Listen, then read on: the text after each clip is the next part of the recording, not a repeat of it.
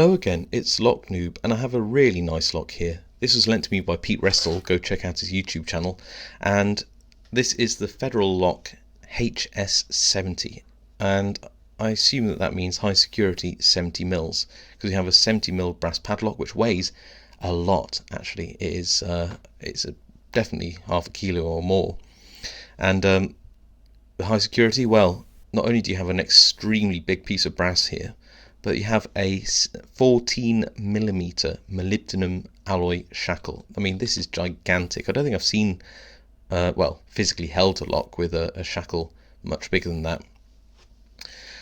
In terms of its operation, it's sort of standard, has a 6-pin key and a really interesting, very small core. But let's open it up and listen to that.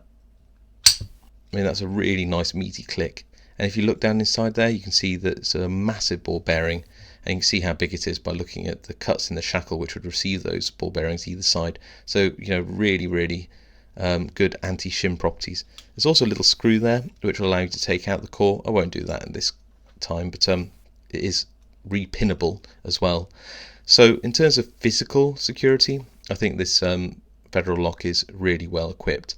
You know, very it's shim resistant, it's definitely physical attack resistant, with the shackle being this thick, so you're going to take a while to saw or cut or bolt crop your way into this, that's for sure. What about pick resistance? Well, that's what we're here to find out. So I'm going to be using my Mad Bob's 1.2mm pry bar and this gorgeous custom made piece of craftsmanship from Te Pene, New Zealand. This is a aluminium handle, so it's very light, very well balanced pick made with a max yield steel in a Euro hook profile, so I'm going to be using that one too.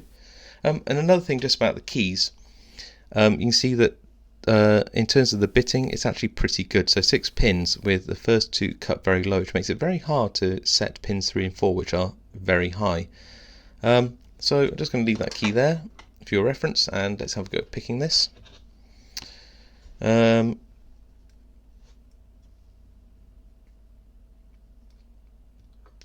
So curved tension wrench, so I can just use a bit of thumb tension relatively comfortably. Very light tension.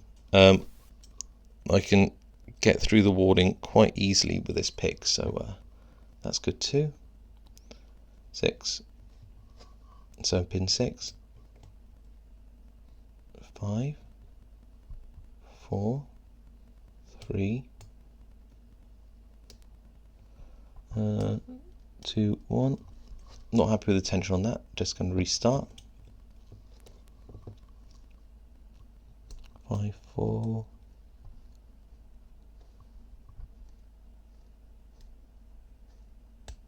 2 and 1. So 2 was a bit of a gatekeeper there. I think we've fallen into a small false set, and a deeper false set now. Can you see that?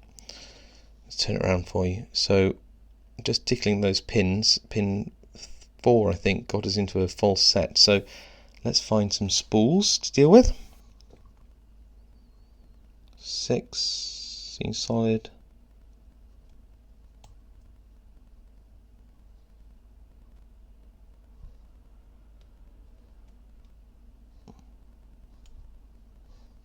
Trying to feel where the spools are. 6. Possibly this one. No.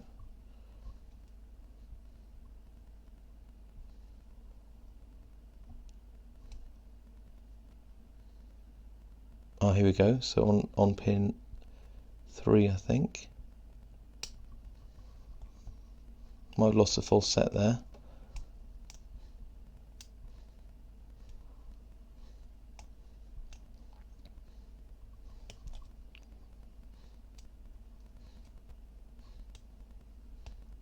And we've got the full set back.